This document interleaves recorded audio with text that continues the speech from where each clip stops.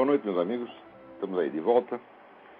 É claro que o assunto da semana é, em primeiro lugar, a derrota imposta aí ao Hugo Chávez pela oposição venezuelana, da qual um dos líderes é o meu amigo Alejandro Penha Esclusa, ao qual aproveito aqui o programa para enviar os mais efusivos cumprimentos pelo trabalho maravilhoso que tem feito lá. O Alejandro foi candidato a presidente da Venezuela uns anos atrás e eu fiz um prefácio a um livro dele, O Continente da Esperança. É uma pessoa com... nem sempre concordo com todas as ideias dele, principalmente no campo econômico, mas não tenho a menor dúvida de que se trata de um grande herói, de um grande patriota venezuelano, e merece todo o meu apoio nessa luta que está empreendendo. Umas semanas atrás eu escrevi um artigo dizendo que o pessoal está muito preocupado com a Venezuela, mas que a situação do Brasil é que é preocupante, porque a Venezuela, afinal de contas, tem uma oposição corajosa, forte, organizada e capaz até de paralisar, né, a indústria de fraudes do seu Hugo Chávez, que sempre ganhou essas eleições plebiscitas na base da maquininha, ele é o dono das maquininhas, né, e com a cumplicidade do Jimmy Carter com a sua fundação e da comunidade europeia, que está todo mundo louco para implantar o comunismo na América Latina, principalmente Jimmy Carter. Jimmy Carter sempre foi um puxa-saco, né, de Fidel Castro, de tudo que não presta no mundo, né? E ele é um sujeito que não pode ver não pode ver um ditador que ele fica excitadinho, né? Então eu vi o Hugo Chávez, ele achou uma maravilha o Hugo Chávez, e foi lá para ajudar, para ver o que podia fazer.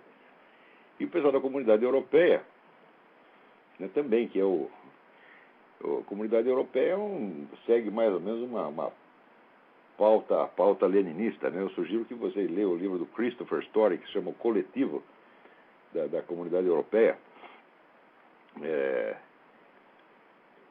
Depois eu dou indicações mais precisas sobre esse livro. O autor chama Christopher Story. Então não é de estranhar que tenham dado todo o apoio aí ao Hugo Chávez. Não adiantou nada, por quê? Porque a oposição fiscalizou tão insistentemente essas maquininhas que não foi possível a fraude. Agora, vejam que coisa.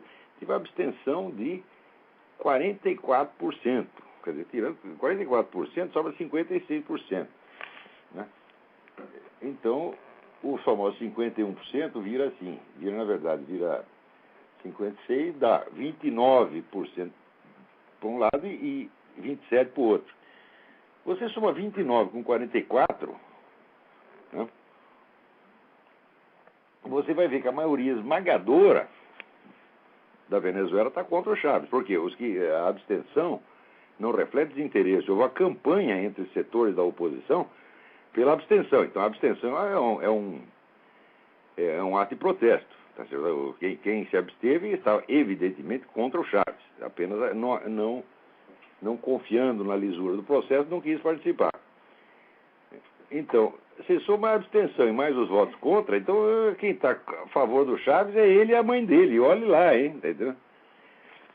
Eu sempre tenho dito, o Chávez não tem o respaldo que ele alardeia, ele não tem essa força toda, ele não está com essa corda toda. Pensando bem, o Chávez não é de nada.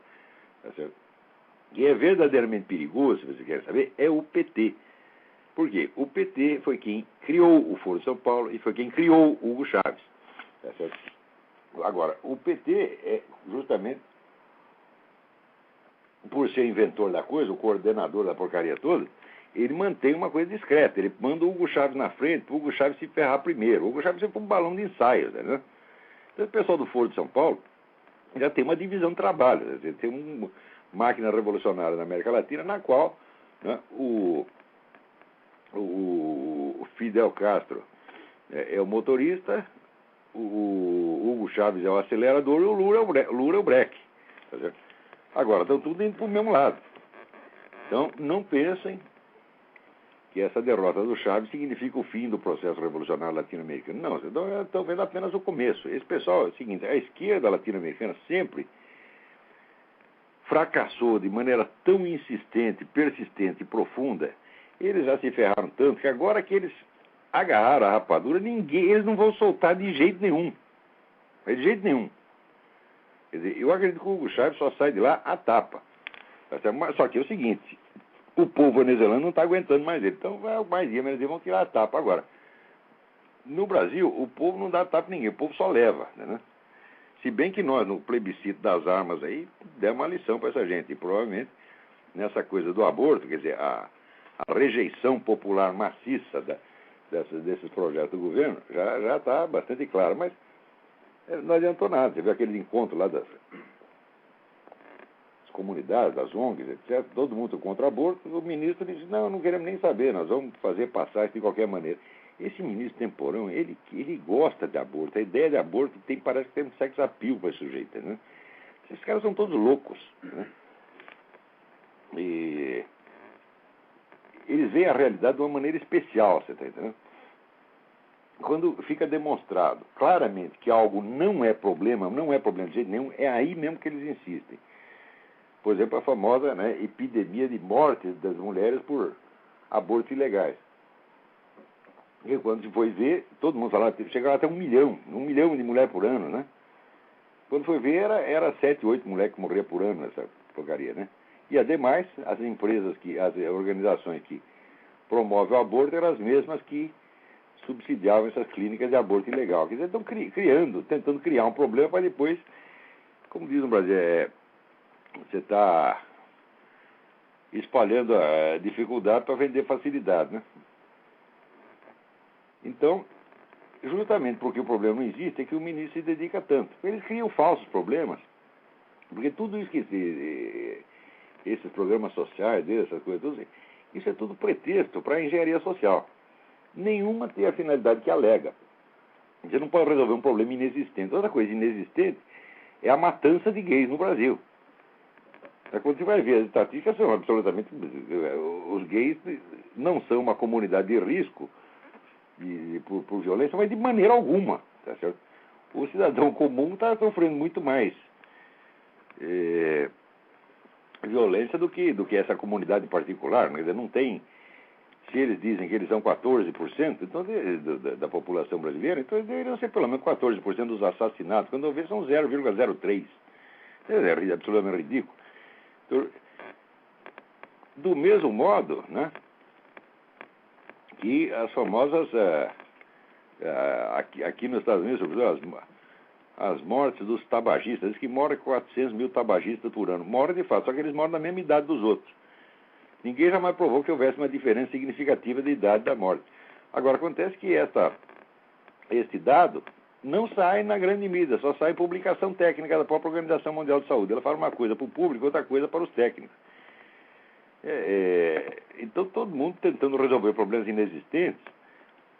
Por quê? Isso é incompetência? Não, isso é altíssima competência. Eles fingem que o objetivo é um, na realidade o objetivo real será outro. Tem um objetivo declarado e tem um objetivo efetivo.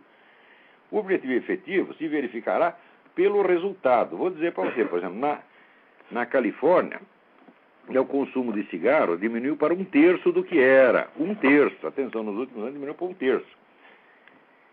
E o número de casos de asma multiplicou por 4.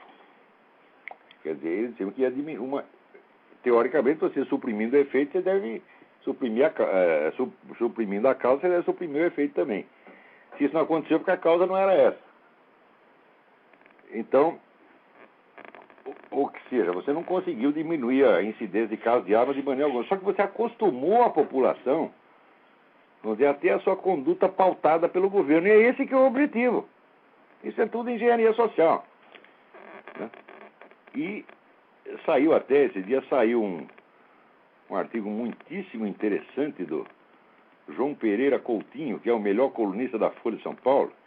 Eu sei que escreve, é o único colunista da Folha que escreve bem. Por quê? Porque ele é português, não é brasileiro. Então, olha o que ele diz aqui. A crônica chama Socorro. Ele diz, eu sei que existem brasileiros que sonham com a Europa. Não falo de Paris, de férias na Torre Eiffel. Falo de viver na Europa, trabalhar na Europa. Quem sabe casar e envelhecer na Europa. Por favor, mude de ideias. Qualquer europeu sensato, com 2 neurônios em razoável funcionamento, trocaria a Europa pelo Brasil. Existe insegurança nos trópicos? Pois existe. Mas na Europa existe segurança a mais. E como a União Europeia, que todos os dias aumenta os seus poderes legislativos sobre a vida do mais insignificante cidadão, a coisa começa a ganhar contornos fantasmagóricos. Pior, de acordo com a revista alemã Der Spiegel, o cenário vai piorar. A União Europeia é liderada por 27 comissários não eleitos, entendo, e os 27 competem em si pelo troféu definitivo. Como produzir o maior número de regulamentos idiotas para transformar um adulto europeu numa criança de 4 anos? Então agora eles regulam o que você pode comer, o que você pode anunciar. Outro dia eu dei no artigo meu uma lista dos artigos que era proibido anunciar, né, na Inglaterra, né? Então tinha lá uns docinhos, né? Uns pirulitos, umas coisas assim. Não pode mostrar isso para as crianças, né? É proibido anunciar isso para as crianças, porque vai corrompê-las. Então o pai não pode mais nem decidir o que sua criança come. E o negócio do cigarro e outras coisas, é tudo assim, é tudo engenharia social, tudo para resolver problemas inexistentes. E esses problemas inexistentes são pretextos para você fazer alguma coisa que não tem nada a ver com aquilo. Do mesmo modo, essas leis de proteção aos gays, né? É como se os gays estivessem sendo vítimas de um genocídio. Tudo isso é uma mentira. E os caras sabem que é mentira. E esse ministro temporal, aqui, seu ministro, o senhor sabe tudo que eu estou falando. O senhor não está enganando ninguém. Agora, nesta semana também houve aqui uma coisa muito interessante, que é a visita do Lula, né, às favelas do Cantagalo e Pavãozinho.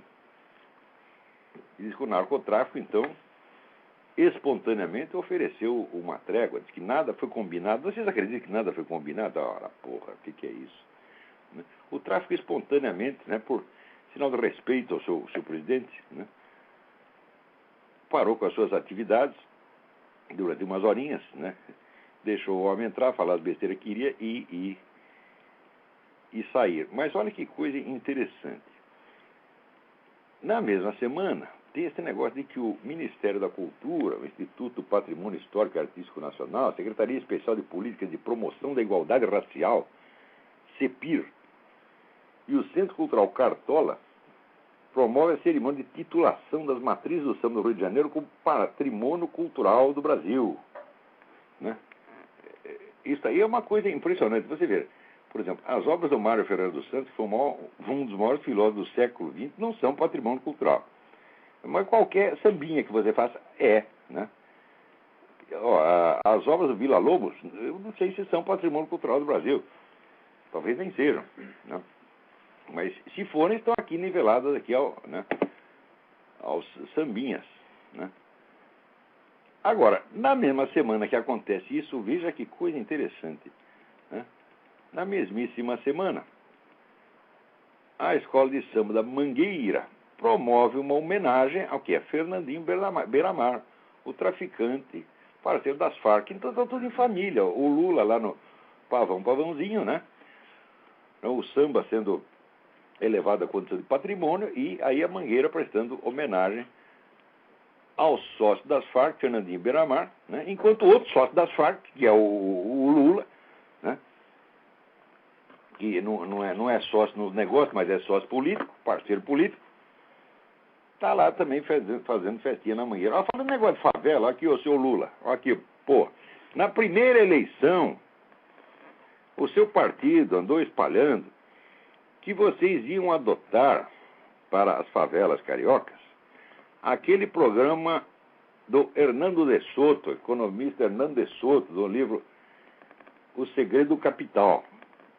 O Hernando de Soto é o sujeito que descobriu o óbvio, né? Ele descobriu que a base da riqueza das nações é o registro de imóveis. Porque através do registro de imóveis, todo mundo tem algum capital. Quer dizer, qualquer terreninho é algum capital. Se você tem um terreno legalmente registrado, esse terreno pode servir de base para você tirar um empréstimo, tirar hipoteca, para você se socorrer dos serviços bancários. Agora, se você tem um terreno de posse, se você está lá só ocupando aquilo lá, você pode também até vender, mas você vai vender por baixo preço, você vai vender só no mercado local, aquilo não está no mercado nacional, e nenhum banco vai aceitar aquilo como garantia. Quer dizer, você tem, mas não tem. E o fato é que 70% ou 80% dos imóveis do Brasil, a começar por todos esses da favela, é tudo assim. Quer dizer, o sujeito tem, mas não pode usar. Quer dizer, Só pode usar para morar, ou para vender para algum vizinho. Ele não pode anunciar isso aí, não pode botar no mercado. Isso não está no mercado imobiliário. Muito menos serve como garantia bancária. Então, diz o Hernando de Soto, se você somar todos os bens dos pobres, os pobres são imensamente mais ricos do que os ricos. Mas acontece que o capital que eles têm não é capital morto, porque eles não podem usar para nada. Então eu andei escrevendo uns artigos falando desse livro, mostrando a importância dessa ideia, isso é absolutamente fundamental. Aqui nos Estados Unidos, todo mundo que começa um negocinho começa exatamente assim, quer dizer, os negros têm um terreninho, vai lá no banco, né? Quando ele termina de pagar a hipoteca da casa, ele faz outra hipoteca para ele transformar aquele imóvel numa garantia para começar um negócio. Todo mundo começa negócio assim, aqui nos Estados Unidos. Isso, desde o século XIX é assim. Né? E essa foi, evidentemente, a base da propriedade, da prosperidade americana. O PT andou espalhando que ia aplicar esse negócio no Brasil. Quer dizer, vamos unificar o registro de imóvel, vamos dar certificado de propriedade para todo mundo, vamos botar ordem nessa coisa, vamos começar o capitalismo brasileiro. Eu digo, se fizer, na época eu falei, se fizer essa coisa, eu viro petista no dia seguinte, mas eu sei que vocês não vão fazer, é tudo da boca para fora. Olha, seu Lula, o senhor foi lá no lugar. Mas os caras estão tão burros que nem te cobraram isso aí. Quando vocês pisou na favela, os negros diziam todos, cadê meu registro de propriedade, ô seu moço? Né? Que o senhor prometeu não veio até agora. O senhor já está aí no 6º ano, né? 6º, 7º ano de governo, sei lá, já perdi a conta. E não fez merda nenhuma, nem vai fazer. Você sabe que no Brasil, cada cidade pequena no interior, o dono do registro de imóvel é uma espécie de imperador. Né? Ele faz o que quiser, porque o que cria a diferença de classe social no Brasil é o registro de imóvel. Se você tem o registro, então você é alguma coisa. Se você não tem, você não é nada. Né? Eu sei porque eu morei um tempo, meu pai morou um tempo numa cidadezinha lá no sul do estado de São Paulo, no litoral sul, que tinha muito negócio de imóvel, todo mundo comprava e vendia imóvel, mas era tudo ilegal, nada tinha registro. Então os negros até não ofereciam um terreno para você, chegava para você, em vez de falar, quer comprar um terreno, chegava para você e falar, quer comprar um rolo? Você sabia que estava comprando, aqui você estava comprando um rolo, né? Comprando encrenca. E toda hora dava tiroteio, um tomava o terreno do outro, era uma merda. Agora, o sujeito que tinha os papéis em ordem, não, daí esse virava, né, a classe dominante. Então, falar de democracia econômica e social no Brasil, sem regularizar os terrenos, é palhaçada. Não dá para começar, não dá nem para começar. Olha aqui, seu Lula, eu não sou contra o Fome Zero. Aliás, eu acho que daquela multidão de programas sociais que tinha antigamente, o mais fácil realmente é reunir tudo e simplesmente dar o dinheiro para os camaradas, dar o dinheiro direto para eles. Não sou contra o programa. Porém, melhor até do que dar dar um dinheirinho para os caras, dar um Bolsa Família, essa coisa toda, é dar um certificado de propriedade. Porque daí o sujeito faz seu próprio capital. Essa história que não é para você, né, dar o peixe, não é para você ensinar a pescar, dar a vara de pescar e tal. E vocês falam, mas é tudo da boca para fora. Você sabe perfeitamente que o pessoal que está recebendo dinheiro aí do Bolsa Família vai ficar eternamente recebendo dinheiro do Bolsa Família. Agora, se receber um certificado de propriedade, meu filho, o sujeito faz uma hipoteca, vai num banco, faz uma hipoteca, começa um negócio, compra lá um carrinho de pipoca, um carrinho de cachorro-quente e começa a prosperar, porque a gente sabe que o povo brasileiro trabalha pra caramba. Você vai dizer que o brasileiro é preguiçoso, conversa mole, eu sei, eu vejo isso desde a infância. Raros povos no mundo são tão esforçados no trabalho quanto o brasileiro. O que falta no Brasil não é isso. Às vezes falta oportunidade para começar um negócio. O Brasil, se tiver R$5.000 para começar um negocinho, né, em geral ele prospera. No Brasil, nos anos 80, por exemplo, 60% da nossa economia era economia informal. Que economia informal é por iniciativa popular, vamos dizer, extra-legal. Sem ajuda de governo, nem coisa nenhuma, entendeu?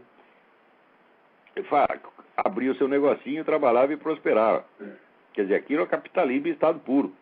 Daí logo já veio o governo, né, com aquele negócio de não, nós precisamos socorrer a pequena empresa. Tá? Fala, pelo amor de Deus. Fala em socorrer, os caras já tremem nos alicerces, porque sabe que socorrer já vem aquela burocracia.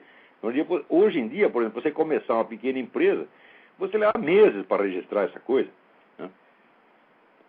Então, no Brasil, a atividade capitalista, sobretudo atividade do pequeno empresário é obstaculizada por todos os meios, obstaculizada e criminalizada, na verdade. Agora, para ganhar voto, disseram, nós vamos aqui adotar o programa do Hernando de Soto, vamos dar certificado de propriedade para todo mundo, tudo da boca para fora, tudo conversa morta. Porque você sabe que se adotar o programa do Hernando de Soto, tá certo? A sua propaganda socialista, tá certo? Vai se tornar letra morta.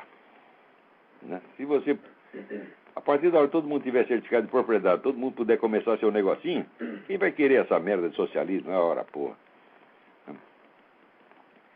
Mas vamos em frente. Aliás, esse negócio essa promiscuidade da Mangueira com o Fernando Beiramar, não pense que isso aí é uma exceção. Né? Tem várias investigações na Polícia Federal dando conta da intimidade entre várias escolas de samba e o narcotráfico, que, aliás, se explica facilmente em função de uma outra intimidade, que é a intimidade das escolas de samba com o velho partido, o Partidão, tá certo? Partido Comunista, né? Que está, vamos dizer, profundamente entrosado com elas já desde o tempo do Getúlio Vargas. É praticamente a mesma coisa. Escola de samba e Partido Comunista é praticamente a mesma coisa, pô. Quer dizer que eles sabem que vamos dizer, são entidades que têm uma grande aceitação do público, tá? Então é lá mesmo que eles vão, então, para parasitar aquilo. Quem me contou isso foi o sujeito que estava lá dentro e que viu tudo, que foi o Dorival Caymmi. O Dorival Caymmi, uma vez, a neta dele trabalhava comigo na época, ele, por uma gentileza, veio fazer lá uma conferência para uns alunos meus, e, entre outras coisas, que a gente perguntou para ele, contou isso, que já no tempo do Getúlio Vargas, né, as escolas de samba eram abrigo dos comunistas. Então, que escola de samba, comunista, narcotráfico, na verdade, meus filhos, é tudo a mesma coisa, está tudo misturado, e não dá para saber mais o que é o que. Tem alguém na linha aí? Alô? Alô? Caiu. Então, vamos em frente aqui. Agora, olha que coisa interessante. O continente latino-americano está ficando cada vez mais incompreensível para quem mora nele, tá certo? E cada vez mais claro e evidente para quem observa de fora. Olha aqui, veja esta notícia no Estadão. Exército treina resgate de brasileiros. O Ministério da Defesa defende a tese de que o Brasil precisa estar preparado para a eventualidade de ter de fazer um resgate em massa da população de brasileiros que vive na Bolívia e no Paraguai, pois avalia que a estabilidade político-social nos dois países é precária. Há 10 mil brasileiros morando na Bolívia, vivendo na Bolívia, e 200 mil brasileiros que moram no Paraguai, chamados brasiguaios. O Estado apurou que na Operação Pantanal... Bom, acontece o seguinte, acontece que na Bolívia, por exemplo, o Morales está querendo ver esses brasileiros pelas costas, ele quer tirar os camaradas de lá, tá certo? Então, aqui o nosso governo diz, bom, então precisamos protegê-los, né? Já que o Morales está perseguindo os negros para tirar eles de lá, o que nós vamos? Nós vamos lá e tiramos. Ou seja, vamos pensar um pouco. O exército brasileiro fazendo isso, ele está protegendo os brasileiros ou ele está executando a ordem do Morales, sob outro pretexto? E eu acho que o Ministério da Defesa está com treta, está querendo enganar as Forças Armadas brasileiras, usá-las como um instrumento aí do Morales, fazendo de conta que está fazendo isso contra o Morales. Porque, na verdade, se o Morales fizer alguma coisa contra os brasileiros que vivem lá, isso é um caso de guerra, quer dizer, ele está perseguindo a nossa população. E nós temos que defendê-lo, não é tirando todo mundo às pressas como ele quer. Não, é devolvendo a pancada para ele. Tá certo? As Forças Armadas existem para defender a nossa população e defender o nosso território. Tá certo? E não para servir como executor da política do seu Morales. Peraí, tem alguém na linha, vamos lá. Alô? Olavo? Eu? Rafael aqui de Salvador, beleza? Tudo bem, Rafael? Olavo, tô ligando pra falar que amanhã faz um ano aí do seu programa. Queria parabenizar, dizer que já virou rotina da minha semana aí, ouvir suas palavras. Muito obrigado pela sua constância. Valeu. E aí eu queria lembrar que semana passada, você no final do programa começou a falar de psicologia. Aí você começou dizendo que o Jung não era um bom teórico, era mais um bom clínico, né? E quando você ia falar das suas referências, o programa acabou, eu fiquei na curiosidade. Se você puder voltar a esse assunto aí, eu sei que o tempo é curto. Eu sugiro... Um abração, tchau. Tudo bom. Eu sugiro aqui, não só ao Rafael, mas aos interessados nisso, a leitura de um estudo muitíssimo interessante que tem sobre Jung no livro do físico Wolfgang Schmidt. Wolfgang é um nome alemão, mas o sobrenome não é Schmidt alemão, é Smith americano. É um físico americano, um homem de uma cultura extraordinária e de uma compreensão filosófica incomum. O livro chama-se Cosmos and Transcendence. Não é um livro difícil de achar. Se vocês forem na página www.bookfinder.com e botar lá Cosmos and Transcendence, né, Wolfgang Schmidt, vocês acham facilmente. Tem várias livrarias que ainda tem por aí. Ali está uma parte, vamos dizer, das objeções que se poderia fazer ao Jung, mas eu ainda tinha observado, vamos dizer, uma coisa fundamental, um erro fundamental na tipologia do Jung, e essa tipologia é um dos fundamentos da psicologia dele. É muito do que ele foi. Muito restante das conclusões que ele tira é baseado na tipologia. Então, se a tipologia está errada, isso compromete o edifício inteiro. E a tipologia é baseada em dois tipos de distinções. Ele diz, primeiro, que na mente humana existem dois tipos de funções. Umas que são desenvolvidas e que atuam no nível da consciência, e outras que são arcaicas, primitivas e que atuam inconscientemente. E segundo, ele diz que os seres humanos se diferenciam conforme as várias funções cognitivas que atuam de uma dessas maneiras ou da outra. Quer dizer, funções mais conscientes ou funções mais inconscientes. E ele define, então, as várias funções, as sensações, o pensamento, os sentimentos e a intuição. Tá certo? E ainda tem, vamos dizer, as duas direções possíveis que isso pode tomar. Essas faculdades atuam no sentido extrovertido, isso é, de captar dados do mundo exterior, ou introvertido, que capta, vamos dizer, predominantemente os ritmos e acontecimentos da própria vida psíquica do camarada. Então você tem essas distinções. Você tem a função desenvolvida e arcaica, você tem o introvertido e extrovertido, e você tem as quatro funções. Então, misturando esses elementos, sai lá a tipologia do Jung. Acontece que quando chega na hora de definir a intuição, ele a define como uma apreensão através do inconsciente. Eu digo, alright. Mas se as funções se diferenciam em desenvolvidas ou arcaicas conforme atuem no consciente ou no inconsciente, como é que uma delas pode ser permanentemente e estruturalmente uma função que opera através do inconsciente? Isso não faz o menor sentido. Eu não sei se o Jung não percebeu isso, tá certo? Ou se ele realmente não entendeu. Agora, o Jung escreve as coisas um bocado enrolado, né?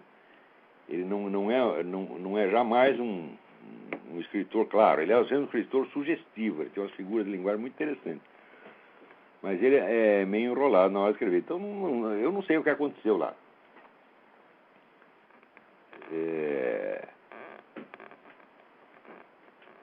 Então,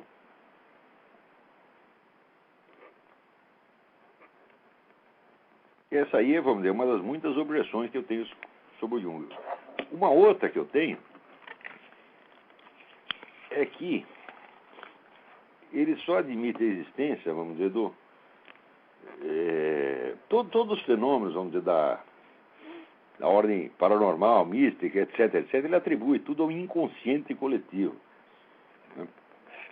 Ou seja, ele mesmo está privilegiando o inconsciente. Ora, o inconsciente, meus amigos, é apenas, vamos dizer, uma hipótese. O inconsciente é o nome que você dá para um fator imponderável, tá certo? O inconsciente nunca pode ser tratado como se fosse uma coisa, né? Um objeto do mundo exterior. O inconsciente é apenas um nome que você dá a uma hipótese mal explicada. Agora, ele nunca admite a existência de alguma coisa superior ao consciente, vamos dizer, um supraconsciente, que é a coisa que me parece mais óbvia. Quer dizer, no fim, o que ele faz é assim, que as mais altas realizações humanas tenham como raiz alguma coisa inferior, arcaica e, no fim das contas, estúpida. E quando ele vamos dizer, quer explicar todos os mais altos fenômenos da arte, da mística, etc., por esse tal de inconsciente coletivo, né, ele acaba fazendo uma apologia das sombras, apologia das trevas. Sem perceber, não tinha muita consciência dessas coisas, não. Tem mais alguém na linha aí?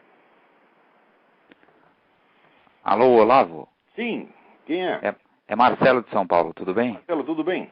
Tudo bem, tô ligando, tô de férias, tô na Europa aqui, mas eu tô ligando só para dar os parabéns para você. Muito obrigado, aproveito para agradecer a você. Olha, não só a mim, o pessoal aqui da comunidade do Orkut, Olavo de Carvalho, um pessoal bacana, todo o pessoal lembrou aí do aniversário do programa. Só que não lembrou fui eu. Mas você tem que lembrar, pô. E queria dizer para você que você está fazendo um bem muito grande aí, divulgando todas essas ideias, seus pontos de vista. Muito obrigado. E tem sido muito positivo para muita gente. Muito okay? Obrigado, muito obrigado. E um grande abraço. E será que isso serve para estimular você, para você saber que tem muita gente aí do seu lado? Muito obrigado. Muito agradeço a todos a atenção, a gentileza, o carinho que tem tido por esse programa. E nós vamos continuar. É isso mesmo. Um grande abraço. Um grande abraço. Então, muito obrigado a todos por essa atenção. E quem não gosta do programa já sabe. Vai tomar no cu, pô. Não é problema nenhum. Não precisa gostar, não. Não vindo aqui encher meu saco, tá tudo bem. Agora, essa semana também, você vê, saiu aqui a nova encíclica do Papa Bento XVI, né, falando o quê? Do marxismo. Você vê, não está todo mundo dizendo que não, esse negócio de comunhão acabou, não existe mais, etc. Você está açoitando cavalo morto. Aí, então, olha que aí o Bento XVI me ajudando a açoitar cavalo morto. Tá certo? Quer dizer, se está morto, por que o Papa, né, vai perder seu tempo fazendo uma encíclica a respeito? Ora, o comunismo não está morto, ele se fez de morto para saltar o coveiro. Isso aí já foi explicado no livro do Anatoly Golitsyn, né, nos anos 80. O Anatoly Golitsyn era um sujeito da KGB, um cara importante, que fugiu aqui para os Estados Unidos e escreveu 2 livros, New Lies for Old, Novas Mentiras no Lugar das Velhas, e The Perestroika Deception, quer dizer, a fraude da perestroika, dizendo tudo o que os comunistas iam fazer nos 20 anos seguintes. Eles vão desmantelar a União Soviética. Na hora que desmantelar, vocês vão pensar que acabou, e no dia seguinte vocês vão descobrir que, na verdade, o movimento comunista se expandiu. Tá certo? Ele perdeu a forma externa, perdeu a estrutura externa, mas se expandiu formidavelmente. E foi exatamente o que aconteceu. Vocês veem que já no fim da década de 90, tinha o livro do Jean-François Revel. O livro começava dizendo, quando caiu a União Soviética, a gente esperava que esse negócio de comunismo acabasse, mas aumentou. Tá certo? Como é que foi? Aumentou por quê? Porque abandonou a antiga estrutura hierárquica, monolítica do partidão e adotou a nova forma de organização informal em redes, que permite uma abrangência muito maior e um leque de alianças praticamente ilimitado. Tá certo?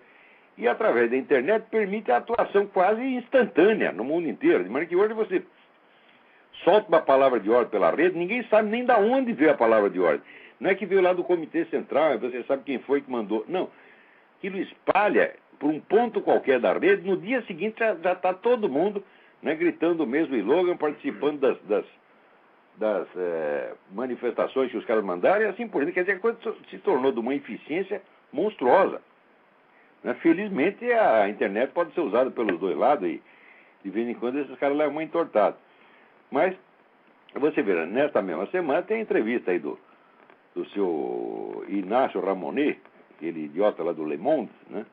O Le Monde, antigamente, era um dos grandes jornais do mundo. Depois, ele foi vendido, o pessoal da própria redação fez lá uma cooperativa, né? E transformaram aquilo num panfleto comunista, né? Então, tudo que não presta, está aí o Inácio Ramonet sempre apoiando. Por exemplo, agora ele estava aí torcendo pelo Chaves, fazendo uma oba-oba do Chaves, né? E ele dando uma entrevista essa semana dizendo que o comunismo, né, a esquerda, que no resto do mundo ficou desorientado, não sabia o que fazer, está encontrando o seu caminho na América Latina. Ou seja, é o programa do Foro de São Paulo, que no quarto Foro de São Paulo, na quarta Assembleia do Foro de São Paulo, temos que resgatar na América Latina tudo que perderam no leste europeu. É isso. Então, o Papa, que não é bobo, sabe que isso está acontecendo e sabe que o problema da América Latina hoje, o problema não é corrupção, não é miséria, o problema é comunismo. Você falar que o problema do Brasil é fome, digo, o problema do Brasil já foi a fome, tá certo? Mas o progresso fabuloso da agricultura nas últimas décadas simplesmente acabou com a fome no Brasil, não se mora de fome no Brasil. Você pega as estatísticas de morte por desnutrição, são mínimas. No Brasil pode faltar tudo, falta água, falta sapato, falta roupa, falta casa, sobretudo falta aqui, ó, de novo, né? Falta a propriedade legal, que os brasileiros têm direito, teoricamente, mas na prática não tem. Então tudo isso falta. Mas comida? O que é isso, pô? Né? Então o grande problema do Brasil, do Brasil e da América Latina, é o comunismo hoje. Não é nem só o narcotráfico. O narcotráfico é um instrumento. Você vê que o narcotráfico avulso acabou. Graças, inclusive, ao plano Colômbia do seu Clinton, né, que ajudava o governo da Colômbia a combater o narcotráfico, contanto que não mexesse na guerrilha. O que aconteceu? O que aconteceu é que os cartéis se desmantelaram e passou tudo para a Farc. Hoje a Farc tem praticamente um monopólio. Então, hoje em dia só existe narcotráfico comunista, narcotráfico politizado. Então, o Papa, que não é burro, sabe tudo isso, e por isso mesmo está na hora de falar, vamos dizer, do comunismo.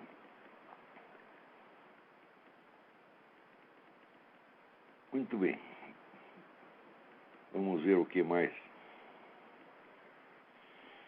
Aqui, o Alessandro Vieira Braga me pede um comentário sobre Mário de Andrade, Haroldo de Campos e Antônio Aires no seu próximo programa. Né? Bom, então, em primeiro lugar, olha, o Mário de Andrade era um bom sujeito, era um homem de cultura, tá certo? Mas, olha, você aguenta ler a poesia do Mário de Andrade? Ninguém aguenta. Aquilo é de um artificialismo, de uma frescura absolutamente insuportável. Ninguém lê aquilo. E quando você vai ler o Macunaíma, você diz, bom, Macunaíma é muito interessante na sua versão cinematográfica. Foi muito engraçado, feito com o Grande Otelo. Né? Tem ideias ali, as ideias são ótimas. Né? Se o Mário de Andrade soubesse escrever, aquilo seria um livro muito interessante. Mas o que ele fez ali, vamos dizer, foi um exercício de filologia, né? Um exercício de pedantismo filológico, que torna a coisa ilegível, intragável, artificiosa. Agora, o enredo mesmo é muito interessante, né? Como símbolo, o Macunaíma é muito bom. Então, mas ele valeu mais no cinema do que na literatura. Eu não conheço ninguém que tenha lido Macunaíma inteiro, a não ser esse mesmo idiota que vos fala. Quer dizer, porque eu fiz por obrigação, quer dizer, li as 5 primeiras páginas por interesse, daí eu falei, não, vamos ter que ler por teimosia, tá, né? Então, só estudioso mesmo é que vai fazer uma força para ler aquilo. O povo não aguenta ler, porque é muito artificioso, muito chato. Quanto ao Haroldo de Campos, não preciso dizer nada. O Bruno Tolentino, meu falecido amigo, já disse tudo que tinha que dizer desses caras no livro Os Sapos de Ontem. Né? E o Antônio Aires, outra coisa. O Antônio Aires, olha, a definição do Antônio Aires que ele deu foi o Milor Fernandes. O Milor Fernandes, ele disse, o Antônio Aires, ele conhece todas as palavras da língua. Ele só não sabe juntá-las. Então, é isso aí. Leia um texto do Antônio Aires e você vai ver que coisa mais... É a mesma coisa do Mário de Andrade, essa mania modernista, né, do pedantismo de querer escrever enrolado para parecer inteligente. Isso é uma coisa estúpida. Note bem, eu não sou um adepto intransigente daquele, vamos dizer, estilo límpido, clássico, tipo Machado de Assis. Não, às vezes eu gosto de um negócio barroco, mais enfeitado, também fica legal, você entendeu? Mas precisa saber fazer, porra! Vamos lá. Tem alguém na linha aí? Alô, Olavo? Eu? Sim, Olavo, aqui Alfred Smith, de São Paulo. Alfred Smith, tudo bem? Sim. Olavo, sabe que o Chaves perdeu o tal de referêndum hoje, né? Alô? O Chaves. Sim. Ele perdeu o tal referêndum. Eu comentei isso logo no começo do programa. Ah, sim. Eu queria saber tua opinião, porque parece que forma parte da estratégia esta comunista de esconder-se e de transformar-se para que baixem a guarda, entendeu? Olha, eu realmente não sei, eu não tenho um conhecimento mais aprofundado da situação. Não sei se Você está insinuando a possibilidade de uma vitória, uma derrota consentida, né? Sim, exato. Para poder simular uma democracia. É até possível, né? Eu vou tentar, durante a semana, contactar o Alejandro Penha Esclusa, Sim. que está lá, é um dos líderes da oposição, tá, para ver se ele me analisa sobre esse aspecto. Eu não seria capaz de fazer isso. Mas eu prometo que eu vou tentar, não prometo que vou conseguir, mas vou tentar contactá-lo e ver o que ele tem a contar sobre isso. Pois não, Olavo, muito obrigado. Se aconteceu isso, você pode ter certeza do seguinte: tem uma pessoa no Brasil que vai descobrir, que é a Graça Salgueiro, que é a pessoa que faz a Blogspot Nota Latina. Ah, sim. Que é a pessoa mais informada sobre isso. Se tem isso, mais dia menos dia a Graça descobre. Pois não. Porque ela escreve, ela troca correspondência com todo mundo na América Latina. É a pessoa mais informada que tem. Graça Salgueiro. Graça Salgueiro. Você procura Nota Latina, uma palavra só, Nota Latina. Obrigado, Olavo. Obrigado você pela participação. Um abraço. Então, tá aqui, o Rodney está corrigindo alguns dados que eu tinha dado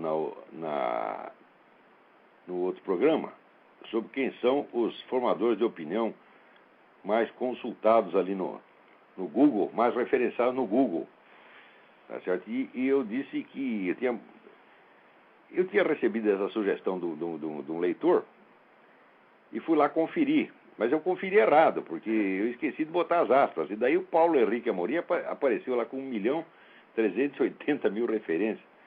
Mas essas não são referências ao Paulo Henrique Amorim, são as 3 palavras separadas: Paulo, Henrique e Amorim. Assim não vale. Então, quando você põe Paulo Henrique Amorim entre aspas, fica reduzido a 178 mil. Né? Mas, obrigado pela correção, mas de fato não é necessário, porque na nota que está circulando na internet já está isso levado em conta, já está corrigido. Agora, esses dados tem que atualizar, né, todos os dias. Aliás, a revista Época está promovendo aí uma enquete de quem são os 100 brasileiros mais importantes. Ora, você pega aqueles nomes citados lá e põe lá no Google para você ver o que acontece. Esses caras não são importantes coisa nenhuma. Eles estão pondo gente lá que ninguém conhece, que não só não fez merda nenhuma, como ninguém sabe o que o sujeito não fez, você está entendendo? Então é simplesmente, o que acontece, vamos dizer, transparece imediatamente em referência no Google. Quer dizer, o Google mostra a atenção que as pessoas estão prestando ao que aquela pessoa diz. Tá certo? E se você vai ver lá, por exemplo, Vanderlei Guilherme dos Santos ontem tinha 33 mil referências. Né? Quer dizer, o que é isso? Eu acho que quando o sujeito começa a contar a partir de pelo menos 200 mil referências, 300 mil referências, uma coisa assim. Abaixo disso é um ilustre desconhecido. Tá? Se perguntar na população brasileira inteira quem é Vanderlei Guilherme dos Santos, ninguém sabe, é só aquela curriola universitária dele, pô. Tá certo? Então, vamos dizer, como formador de opinião, note bem, eu não estou discutindo a qualidade intrínseca do que o sujeito está fazendo, se bem que no caso também é uma bela merda. Mas eu estou avaliando, vamos dizer, o auditório que a pessoa tem. Tá certo? Então, pela pesquisa ali, eu seria o 5º formador de opinião que tem mais público no Brasil. Se bem que eu estou competindo com gente que tem programa de televisão, gente que mostra a cara todo dia lá, tipo o Arnaldo Jabor. Quer dizer, o Arnaldo Jabor, então ele deveria ter, né, 1000 vezes mais público do que ele não tem só um pouquinho a mais. Tá certo? Então isso mostra, vamos dizer, que grande parte, vamos dizer, da popularidade desse pessoal não se deve ao conteúdo que eles estão falando, mas à riqueza dos meios de difusão colocados à sua disposição. Porque no fundo não tem coisíssima nenhuma para falar, não é isso? Agora, não esqueçam que, por exemplo, o Reinaldo Azevedo, agora ele está na Veja, mas o Reinaldo se fez com o blog pessoal dele. Ele não tinha grandes meios de difusão, e foi pelo conteúdo que ele estava falando que ele atraiu a atenção do público. A mesma coisa vale para este meu programa e para a minha coluna. Tá certo? Eu não tenho programa de televisão, este programa aqui é um programa de iniciativa pessoal minha, tá certo? Não tem patrocínio, não tem nada, tá certo? Ao passo que esse pessoal que tem patrocínios milionários, de apoio de Rede Globo, etc., bom, às vezes consegue um pouquinho mais de audiência do que eu e o Reinaldo, mas olha lá, é só um pouquinho, né? Agora aqui o Ricardo Silva me manda aqui uma carta mal criada que ele mandou para o Merval Pereira, porque agora o pessoal do Globo começou a estar falando do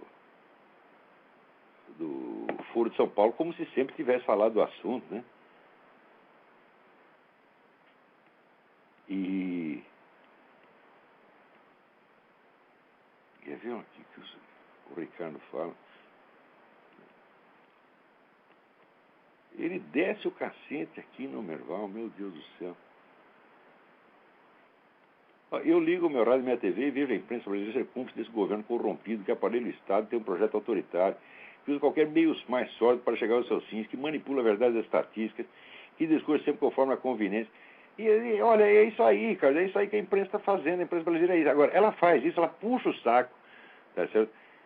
Ela serve a este aparato e ainda é criticada por ele, porque não é tão esquerdista, ela ainda tenta manter alguma aparência de neutralidade, e isso já é suficiente para ofender a sensibilidade do aparato comunista.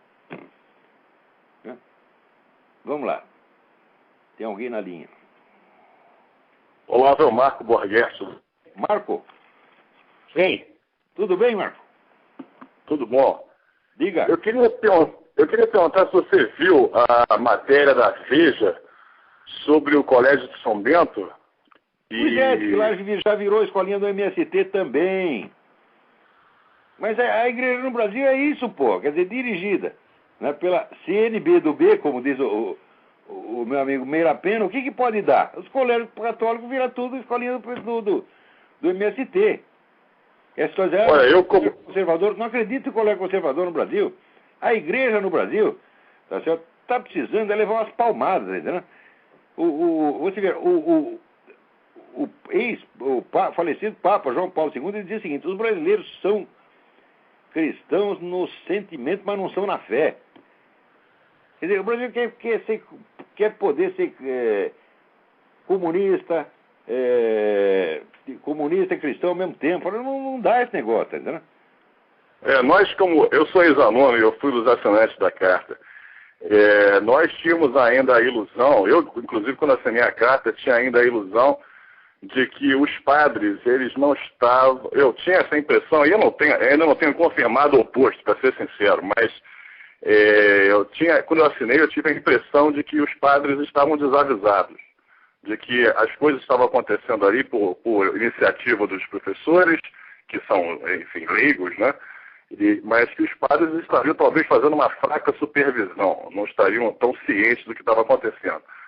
Eu ainda não tenho a total confirmação de que eles, sim, estejam cientes, estejam participando e pensem daquela maneira.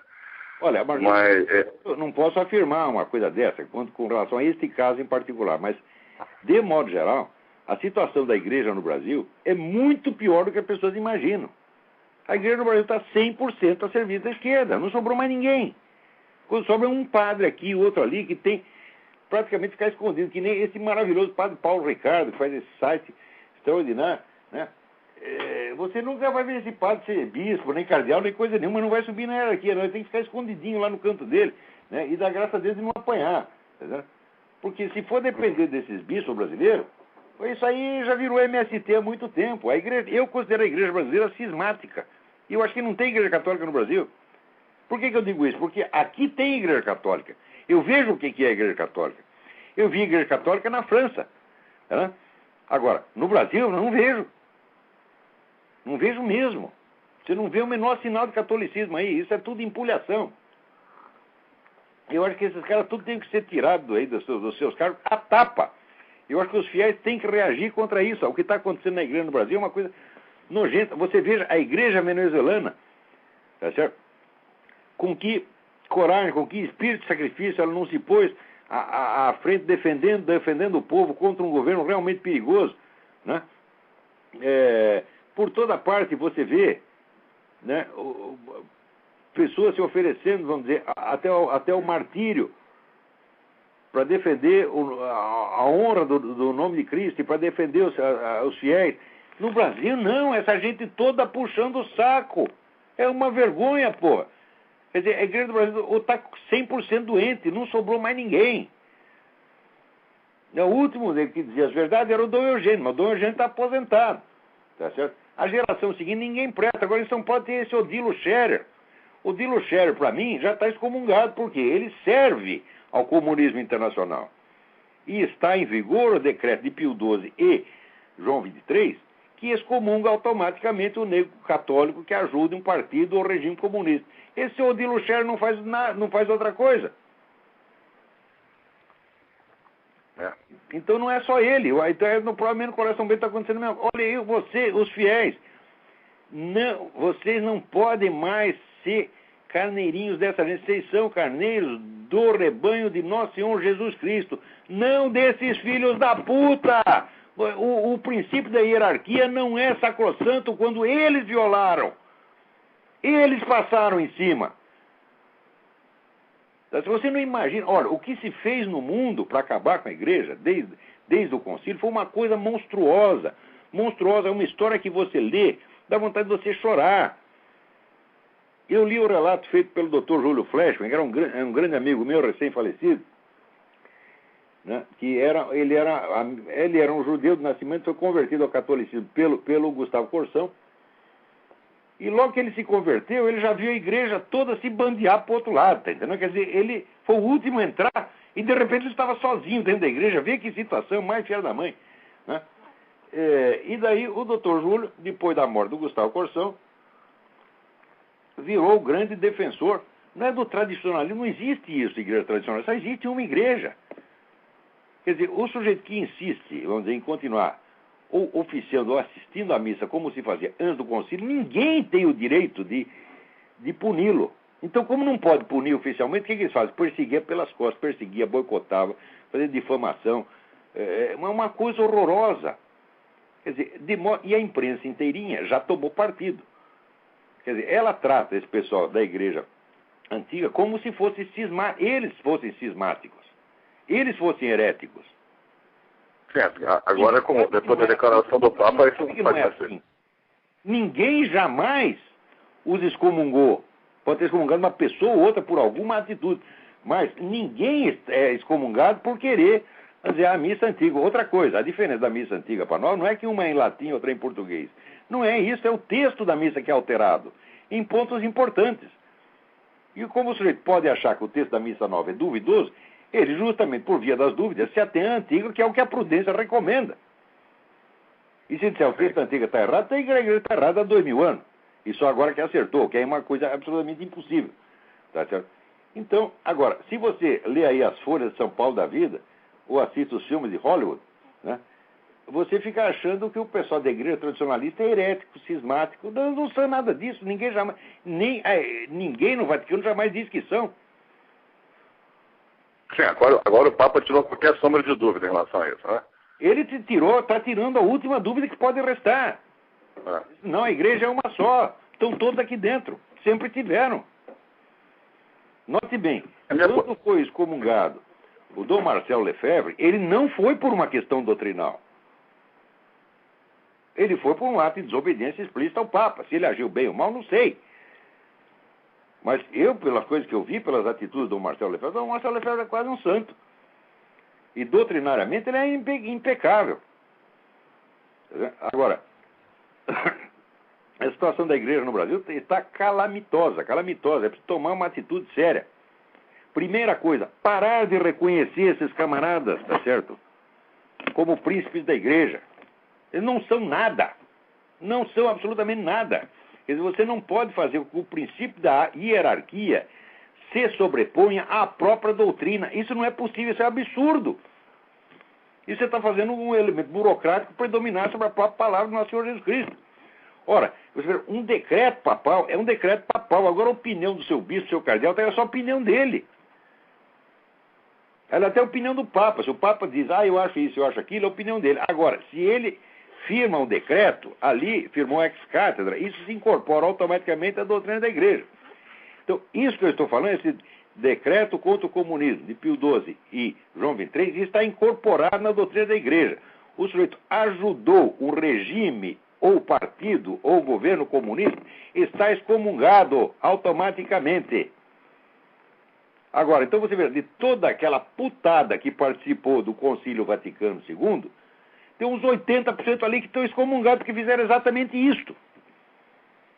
Você veja, o genocídio na China, feito pelo governo chinês, foi pior depois da década de 60. Eu estava vendo hoje mesmo na página do R.J. Rummel, que é o sujeito que mais estuda esse negócio de genocídio, que aliás ele não chama genocídio, ele chama democídio no mundo, e ele dá ali uma estatística, e você vai ver que o grosso da matança chinesa foi depois do concílio. E a igreja não pôde abrir a boca contra isso, por quê? Porque o concílio tinha se comprometido a não falar mal do comunismo. Então quem assinou essa porcaria já está excomungado automaticamente. Então esses caras são os portadores do escândalo, eles estão escandalizando as almas dos fiéis, porra. E esses caras, o Cristo disse o que fazer com eles. Seria melhor amarrar uma pedra do pescoço e jogar no mar. Não que a gente vá fazer isso, mas o Cristo disse que seria melhor. Agora, para não fazer isso, dá-lhe um pontapé na bunda. Tá certo? E vai dizer, cardeal é a puta que eu pariu, bispo é a puta que eu pariu, você não é nada, você é excomungado, você não é nem sequer um membro da igreja. Agora, eu que sou um pecador, um filho da puta, eu sou um membro da igreja. E vocês não. Porque ninguém vai ser excomungado porque diz palavrão. Peraí, tem mais gente na fila aí, mano. Obrigado. Brigadão. Vamos lá. Alô? Alô? Alô, Lavo? Sim. Tudo bom, Marcos, aqui de Porto Alegre falando. Oi, tudo bem? Tudo bem, tudo bem. Ah, parabéns pelo programa aí, um aninho, né? Uma velhinha. Pois é, rapaz. Já está Então, um benzinho. Tomara que venham vários zeros depois. Pois é. Bom, o seguinte, eu queria uma pergunta, ultimamente estou lendo coisas sobre declínio da civilização, da cultura, essas coisas. Até meio que tentando me situar, né? Eu queria que o senhor falasse um pouco do romantismo alemão, de onde ele veio, e ele parece que ele é uma reação ao iluminismo francês, né? Ele é uma etapa errado? importante do movimento revolucionário, ele próprio. Isso. Tá certo? Mas onde de fato é uma reação anti-iluminista, mas ele faz parte integrante do movimento revolucionário. Isso que é muito, muito importante. Agora nós só temos mais 2 minutos para falar aqui, mas olha, o estudo que eu estou me dedicando nos últimos anos é exatamente para esclarecer isto.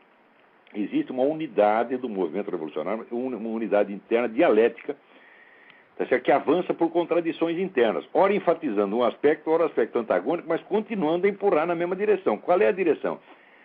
A direção é o que eu chamo pseudo-profetismo, quer dizer, de você indicar um estado futuro de justiça, paz e ordem quase cósmica, tá certo? Cujos méritos você já se arroga desde já e que autoriza a fazer todo o mal que você queira em nome do bem hipotético futuro.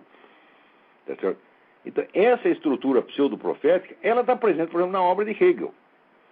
Agora, note bem, eu não posso comprometer nisso todo o romantismo alemão, porque Schelling começou com essa mesma coisa, mas depois ele entendeu como é que o negócio funcionava. Então, as obras finais do Schelling, que são a filosofia da mitologia e a filosofia da revelação, não fazem parte do ciclo revolucionário e, ao contrário, elas nos trazem muitos dos remédios para a gente acabar com essa merda, né?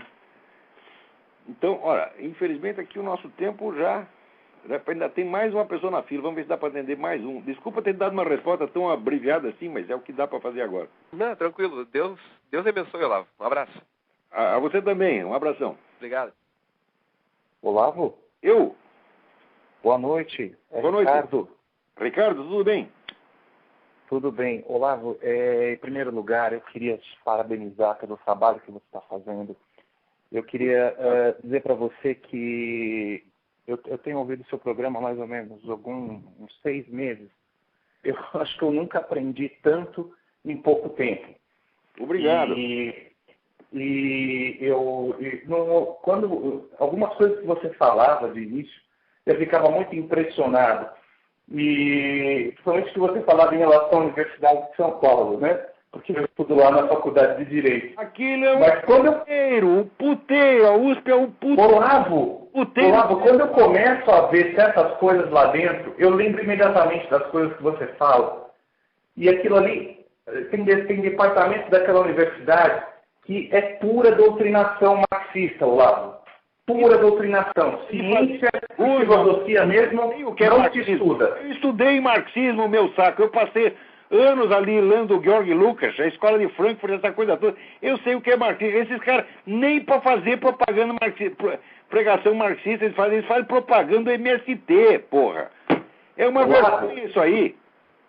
Olavo, tem certos autores na filosofia do direito, na filosofia, que são importantíssimos. Eles simplesmente suprimem. Claro. Eles não oferecem uma visão geral. Eles querem que você veja o que eles acham que tem valor. E é a escolinha de Frankfurt. Não é só porque... É Adorno. Eles têm medo. Você que eles vão enfrentar aí um Eric Wegener, né?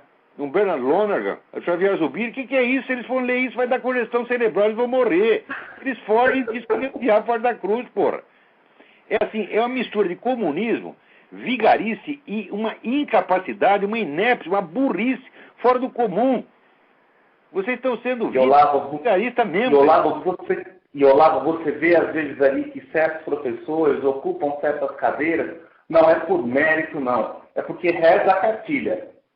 Pois é. Ora, você quer saber? Fala intelectual de esquerda. No Brasil tem um intelectual de esquerda, que é o Carlos Guilherme Mota, que é o sujeito que ainda dá para conversar. O sujeito é mais comunista que a peste. Mas ainda tem algum restinho de dignidade intelectual na medida que isso é compatível com o comunismo dele. Mas é o último que resta. O resto é tudo vigarista, porra. Quer dizer, não é uma questão de divergência política. Queria eu poder ter divergência ideológica com esses caras. Vou ter divergência ideológica com quem não tem meia ideia na cabeça, só tem mentiras, só tem propaganda. Como é que vamos discutir seriamente com o Emir Sader, com esse quartinho de Moraes? O que é isso, pô? Eu estou falando que são vigaristas. Notem bem. Olavo, eu queria estar na faculdade na época em que você foi lá debater com a Laura, Olavo. Eu leio a transcrição do seu debate, eu gostaria de estar lá. Aquele sujeito não pode ser professor primário, ele não tem preparação para isso, é uma besta quadrada, é um inepto. Eu saí de lá com dó do cara. E eu prometi que eu nunca mais ia aceitar polêmicas com intelectuais de esquerda, porque o pessoal estava me acusando de bater em criança. Então eu não vou mais bater em criança, eu não aceito mais debate com eles por causa disso. Eu faço tanto malefício para os caras que eu fico com dó. Aliás, falar em malefício, deixa eu dar uma sugestão para vocês. Não percam a série de debates do Dinesh de Souza com esse pessoal do ateísmo militante, o Daniel Dennett, Christopher Hitchens, e espero que ele pegue agora o Dawkins e o Sam Harris. Mas ele reduz os caras a pó. Você não sabe se ri ou se chora, você está entendendo? Porque Olavo, eu sei que é tão grande. Olavo, mas olha, é um apelo importante, até porque eu sei que o tempo é curtíssimo, Olavo. Eu queria que, no momento oportuno, você comentasse o seguinte também. Eu encontro em vários lugares, Olavo, pessoas que têm uma certa consciência do que está acontecendo, que têm alguns valores ainda importantes no coração, mas quando você fala de fazer alguma coisa, ninguém faz nada, Olavo. Eu convido as pessoas para grupo de estudo, eu convido as pessoas para fazer alguma coisa, ninguém se interessa, ou morre de medo. O brasileiro está capado, pegaram as duas bolas do saco dele e deram pro gato comer, porra. O Brasil tem uma crise nacional de testosterona, que é um negócio incrível. Eu nem sei mais como é que as pessoas continuam nascendo aí, porra. Bom, para nascer... É uma apatia, né, Olavo? Apatia, né, Olavo? Uma coisa, um desfibramento, uma coisa horrorosa que está acontecendo. Né? Então, olha, isso aí... A gente tem que honrar a alma, você está entendendo? Não... O conhecimento é a natureza do ser humano. O conhecimento, a busca do conhecimento é a própria natureza do ser humano. Quando ele perde isso, ele perde a força de viver. E no Brasil, mataram a vida intelectual. Agora, o que é patrimônio cultural? É o samba, é o Morro da Mangueira lá, puxando o saco do Fernandinho Beiramar. Isso é cultura nacional. Eles acabaram com a cultura superior brasileira. O Brasil não tem mais cultura superior e não sabe o que é. Só que a hora que acaba isso, acaba o resto também. Então, a gente não tem que ter complacência com essa gente. Olha, eu trato assim, os humildes com humildade, tá certo? Agora, o sujeito burro e arrogante, eu piso em cima, tá entendendo? Tem que pisar em Isso cima. aí, Olavo. Nesses camaradas que não merecem respeito. Olavo, eu vou desligar. Olha, eu peço a Deus, Olavo, sinceramente, que lhe dê muitos anos de vida para você terminar o seu trabalho. Você tem muito a contribuir, Olavo. Você, olha, eu não tenho palavras. Eu gostaria de ter conhecido você antes, Olavo. Agradeço seus votos. Olavo, continua, Olavo, continua, por favor. Eu preciso de mais energia para continuar nessa luta. Ok? Olavo, boa noite, viu? Foi um prazer. Prazer foi meu. Olha, muito obrigado a todos que nos ouviram durante esse ano inteiro. E vamos começar tudo de novo, vamos em frente, tá? Obrigado a todos, que Deus os abençoe.